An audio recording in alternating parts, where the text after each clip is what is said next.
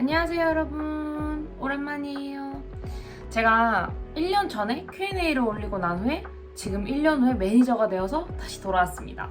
그 전에 많은 영상들을 올리려고 시도는 했는데 컨텐츠가 그렇게 나오지도 않았고 뭔가 방향성을 잡는 게 너무 힘들었어요. 그래서 좀 재정비를 하고 다시 돌아왔습니다. 우선 제 채널에서 보시면 제가 옷을 소개하는 것 외에 조회수가 높은 게 어떤 건지 살펴봤는데 그게 바로 Q&A 영상이더라고요. 새로운 마음으로 시작하고자 Q&A 영상을 찍으려고 합니다. 우선 제 Q&A 영상에 달린 댓글 위주의 질문들을 가지고 와봤고요. 그리고 추가적으로 저한테 DM을 주신 부분이나 아니면 궁금해하실 것 같은 거를 많이 추려서 왔으니까 채널 고정!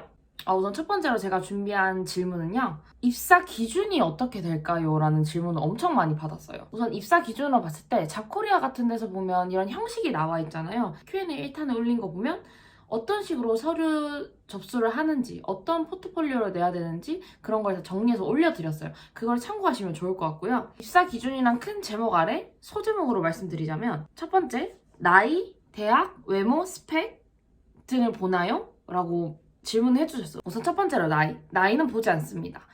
20살 때부터 입사 지원이 가능하시고요. 그리고 나이가 많거나 뭐 너무 많다 이런 것도 전혀 보지 않아요. 두 번째로 대학을 보나요? 라는 말이 엄청 많았었는데 대학도 보지 않습니다.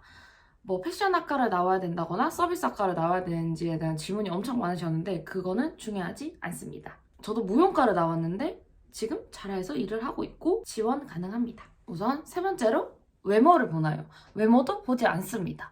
제가 첫 번째 영상에도 말씀드렸다시피 저희는 뭐 타투나 이런 것도 보지 않기 때문에 외모도 보지 않습니다. 스펙을 보나요? 스펙도 보지 않습니다. 하지만 스펙이 있다면 심사 입사를 통과하는 데는 이득은 있겠죠? 하지만 뭐 아예 스펙이 없는데 지원조차 못하는 거나 그런 거는 아니에요. 그리고 남자인데 여성복 섹션에서 일을 해야 되나요? 여자인데 남성복 섹션에서 일을 해야 되나요? 어떻게 일을 해야 되죠? 라는 질문이 엄청 많았는데 섹션을 배치를 해드려요.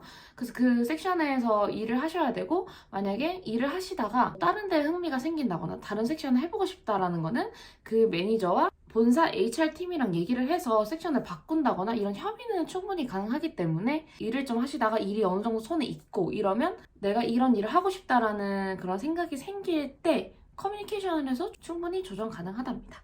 입사 지원 꿀팁에 대해서 알려드릴게요.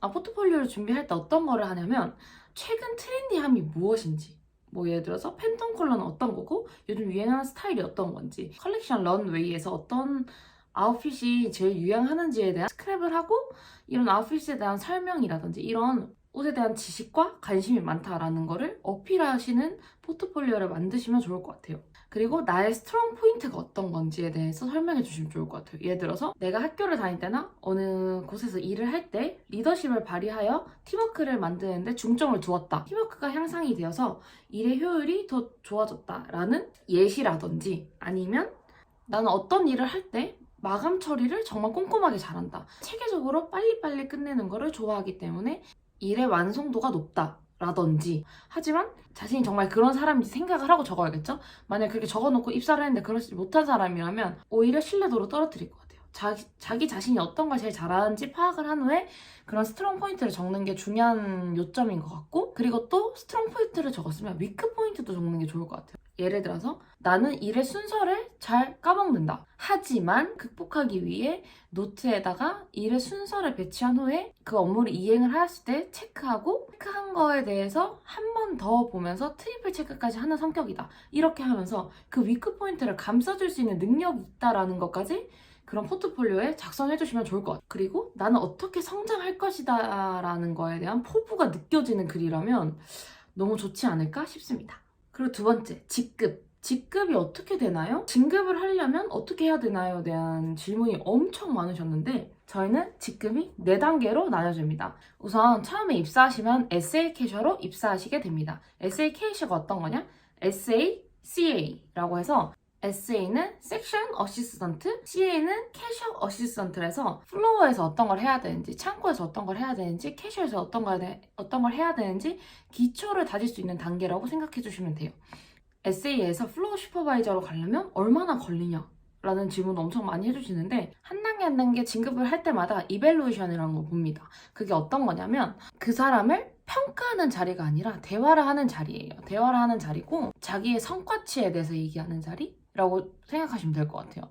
그럼 플로우 슈퍼바이저는 어떤 거냐면 플로우 컨트롤을 하시는 분을 플로우 슈퍼바이저랍니다. 매니저와 직원 사이에서 소통을 잘 할 줄 알아야 되며 세일즈 아날라이즈를 할 줄 알아야 되고 뭔가 코디적인 부분은 아직 들어가지 않아요. 그래서 이런 플로우 슈퍼바이저 단계가 지나면 VCM이 됩니다. 비주얼 커머셜 매니저라고 해서 이제 비주얼적인 걸 담당하게 됩니다. 두 번의 신상이 들어오는데 이거를 때마다 VCM과 매니저 팀이 플로어에다가 전시를 합니다. 코디를 해놓은 거에 대해서 전반적인 세일즈에 대한 파악을 하는 것이 VCM입니다. 매장의 관리도 해야 되고 세일즈도 관리를 해야 되고 고객들도 컨트롤해야 되고 전반적인 모든 거를 관리를 해야 되다 보니까 이런 VCM 단계가 제일 중요하지 않나. VCM이 또 합격을 하면 매니저가 되는 겁니다. 제가 지금 그 VCM 단계를 마치고 나서 된 매니저고요. 세 단계로 나눠진다고 하는데 첫 번째로 레스퍼 매니저, 두 번째로 섹션 매니저, 마지막으로 스토어 매니저입니다. 레스퍼 매니저가 되면 세일즈에 관한 거를 좀 디테일하게 분석을 해야 되고 직원들 컨트롤이라든지 또는 포트 플랜을 짤 줄 알아야 되며 전반적이게 매장이 돌아가는 체계에 대해서 알고 있어야 되는 게 레스퍼 매니저예요. 그리고 섹션 매니저가 된다는 거는 저희가 남자 섹션, 여자 섹션, 아동부 섹션 이렇게 섹션이 있잖아요. 이 섹션의 최고 헤드예요. 네, 그래서 이게 섹션 매니저라고 알고 계시면 될 것 같고 스토어 매니저 같은 경우는 여성복 섹션, 남성복 섹션, 아동복 섹션 다 통틀어서의 제일 헤드가 스토어 매니저라고 생각하시면 됩니다. 그래서 단계는 이렇게 끝났습니다. 혹시 잘하는 복지가 어떤 게 잘 되어 있나요? 라는 질문을 엄청 많이 받았어요. 사실 복지라고 하긴 좀 힘들 수도 있지만 저희는 연차를 가게 되면 최소 4일에서 10일까지 보내줍니다. 저희는 그래도 오프수를 옆에 같이 붙여준다거나 앞에 같이 붙여준다거나 뒤에 같이 붙여서 최대한 길게 갈 수 있도록 해주는 것 같아요. 이게 첫 번째 제가 생각하는 복지인 것 같고 두 번째로는 직원 할인 카드인 것 같아요. 한도가 500만 원이고 25%가 할인됩니다. 이번에 자라랑 아더레랑 콜라보한 거 아시죠? 이렇게 콜라보한 제품도 할인이 됩니다. 이것도 복지일까요? 최근에 저희가 시스템이 하나 바뀌었어요. 처음에 1탄 영상 보시면 저희가 월급 플러스 알파 커미션이라는 걸 받았었는데 이 커미션 제도가 없어지고 챌린지라는 게 생겼습니다. 챌린지가 어떤 거냐? 매장에 세일즈, 그러니까 매장 챌린지 기준의 세일즈를 보내줍니다. 우리 매장은 이 챌린지에 대한 금액을 도달을 하였을 때 옛날의 커미션보다 더 많은 금액의 보너스를 받는다고 생각하시면 될 것 같아요. 하지만 이 챌린지를 도달하지 못하면 챌린지 금액은 받지 못하게 됩니다. 그래서 직원들한테 항상 이번 챌린지를 도달해야 되니까 열심히 세일즈 포커스를 합시다. 이게 항상 매번 말하는 것 같아요. 그리고 마지막으로 퇴사를 많이 하는 이유. 자라 같은 경우는 직원들이 나갔다 빠지는 속도가 정말 빨라요. 그 이유가 뭐냐면 난 패션을 좋아해. 난 옷을 잘 입어. 난 옷을 좋아해. 라고 입사하는 직원들이 많아요. 근데 딱 입사를 딱 했는데 옷 정리를 해야 되고 깔끔하게 해야 되고 캐주얼해서 계속 결제를 해야 되고 매장을 도와주는 고객님들한테 CS도 해야 되고 이런 부분이 있다 보니까 나는 옷을 좋아해서 그런 걸 할 거야 하고 들어오신 분들은 실망을 하고 힘들어서 나가 떨어지는 부분이 많은 것 같아요. 그래서 간추려서 말씀드리는 부분은 첫 번째로는 옷만 좋아해서는 안 된다. 그러면 퇴사할 확률이 거의 100%예요. 두 번째로는 배울 게 많아요. 약간 이것저것 배우다 보니까 과부하가 걸려서 퇴사를 하시는 분들이 많은 것 같아요. 트레이닝을 하는 이유는 이 나의 트레이니가 조금 더 업무를 수월하게 잘 진행을 하고 이 환경에 잘 맞게끔 해주기 위해서 트레이닝을 진행을 하는데 이 트레이닝을 받는 거에 대해서 되게 부담스러워하고 이런 업무가 많아지면 과부하가 걸려버리는 경우가 많으시더라고요. 이게 힘들어 나가시는 분이 엄청 많았어요. 근데 사실 이거 조금만 버티면 되는 건데 힘들어 하시더라고요. 뭐 케바케긴 하겠죠. 그리고 세 번째는 CS입니다. 아무래도 자라 같은 경우는 정말 10대부터 40대, 50대, 60대까지 정말 다양한 연령대가 오시는데 SA 때는 이거에 대해서 핸들링하는 게 너무 힘듭니다. 너무 힘들고 이거에 대해서 그냥 그 강성을 받으면 그냥 바로 떨쳐버려야 되는데 그게 아니라 막 계속 가지고 있고 내가 정말 잘못했나 이거에 대해서 매우 디모티브해지다 보니까 이거에 대해서 스트레스 받는 거죠. 사람이 진짜 중요하잖아요. 이런 사람에 대해서 받는 스트레스가.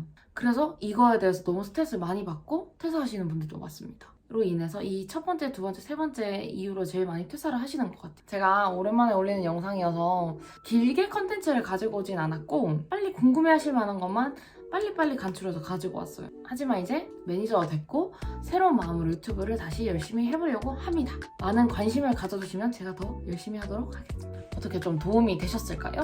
12월에는 조금 바빠서 이런 풀 영상이 올라오기 좀 힘들 것 같고 쇼츠로 제가 매주 신상을 보여드리고 있으니까 꼭 구독해서 누구보다 잘할 신상을 빨리 볼 수 있도록 해드리겠습니다. 그러면 오늘도 봐주셔서 감사하고 다음에 조금 더 유익한 영상 그리고 도움되는 영상으로 찾아뵙도록 하겠습니다. 감사합니다. 안녕!